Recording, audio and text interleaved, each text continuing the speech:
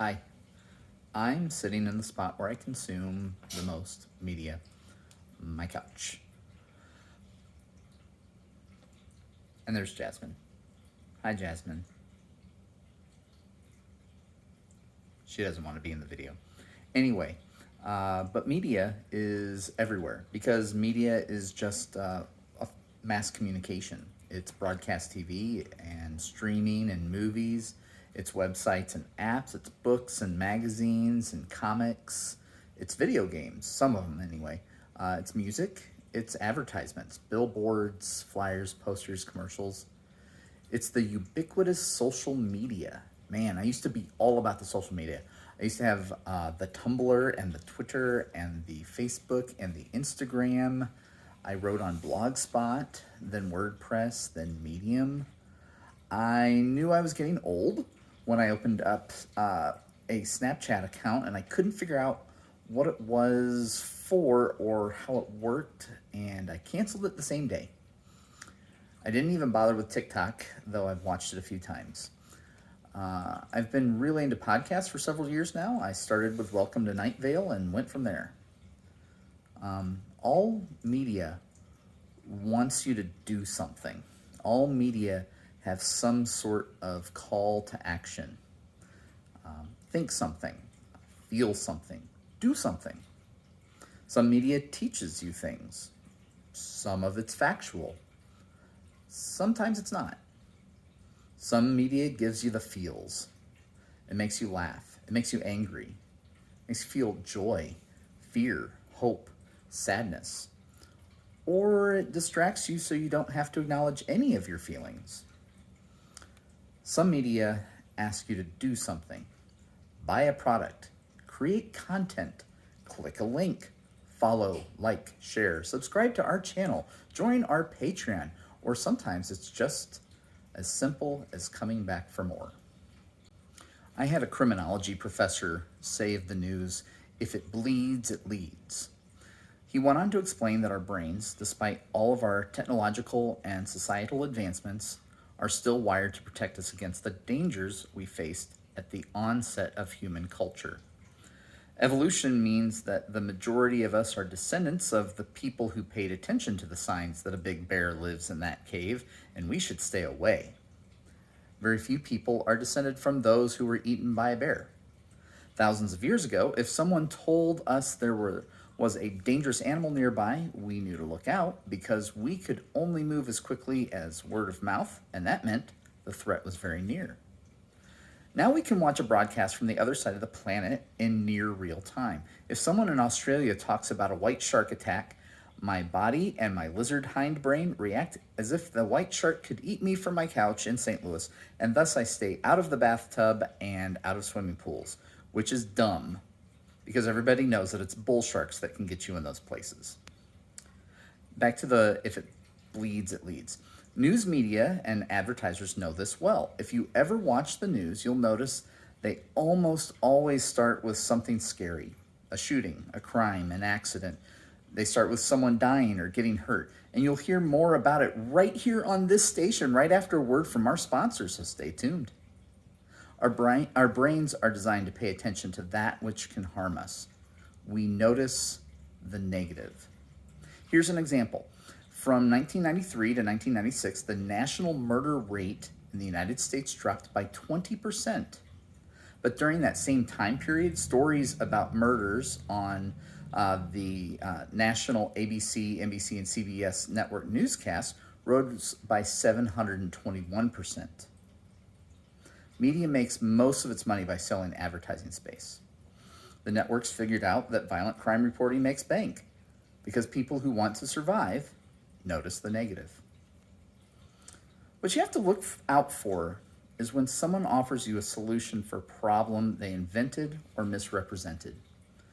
Think of social media influencers. Many of them spend most of their time telling you about the next new product you didn't know you needed. You won't be happy without the new thing. Everyone will have the new thing but you, and you'll be left out. No one will be your friend. No one will want to date you. You'll die alone and without the cool new thing. Then you get the cool new thing. And the next day you find out that you're parting your hair wrong and wearing the wrong style of jeans and not drinking from a hydro flask.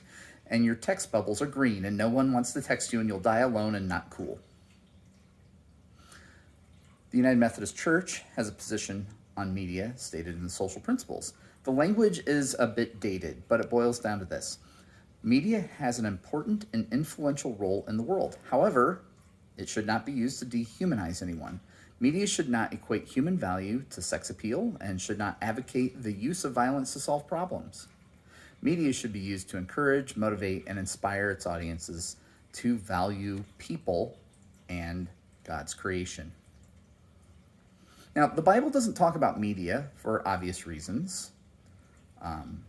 Facebook just wasn't available to anyone outside of college campuses. So, in those times, nearly all communication happened in person, and most were not literate.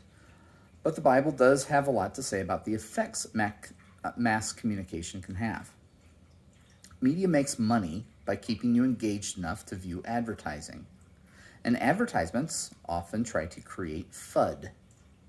I'm not talking about the hunter who is always trying to shoot Bugs Bunny, but FUD, fear, uncertainty, and doubt. In Matthew chapter 6, starting at verse 25, Jesus says in the Sermon on the Mount, "Don't be anxious about your life, what you'll eat or what you'll drink, or about your body, what you'll wear. Isn't life more than food and the body more than clothes? Look at the birds in the sky. They don't sow seed or harvest grain or gather crops into barns, yet your heavenly Father feeds them. Aren't you worth much more than they are? Who among you, by being anxious, can add a single moment to your life? And why are you anxious about clothes? Notice how the lilies in the field grow. They don't wear themselves out with work, and they don't spin cloth.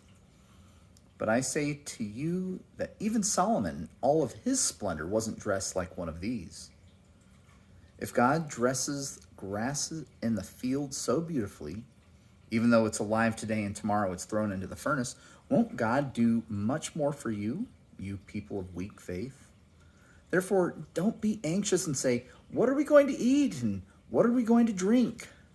Or what are we going to wear?' Gentiles long for these things. Your heavenly Father knows that you need them. Instead, desire first and foremost God's kingdom and God's righteousness, and all these things will be given to you as well.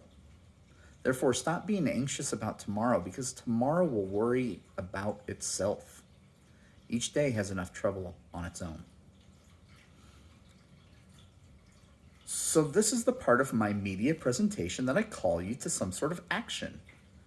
What I want from you is this: be mindful consumers and producers of media. First, know that no matter what, you have intrinsic value based on nothing more than being a creation of a loving God. You are more than your followers or subscribers or clicks or likes or shares.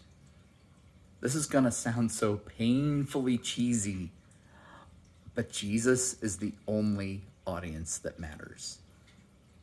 True story. A few years ago, I left all social media platforms and severely reduced the types and amounts of news and entertainment media I consumed.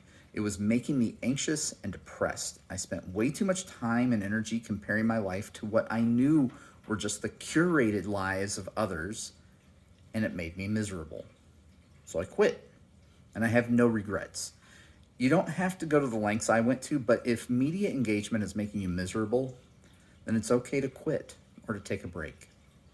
Second, media can easily become a distraction from real life.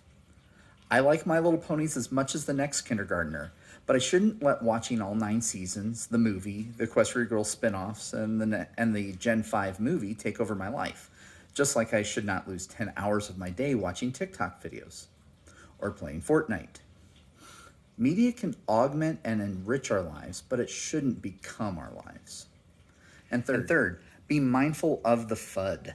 If something seems to be trying to sow fear, uncertainty, or doubt, take a step back before your lizard brain makes you do something irrational. The scriptures contain about 60 instances of the phrase, "do not be afraid." This phrase is usually said by God or an angel right before a human freaks out and would likely do something stupid. So that's all I've got for you on media. So I guess this means I'm a social media influencer now. So don't forget to subscribe. Details about my Patreon are in the show notes. And thank you for attending my TED Talk.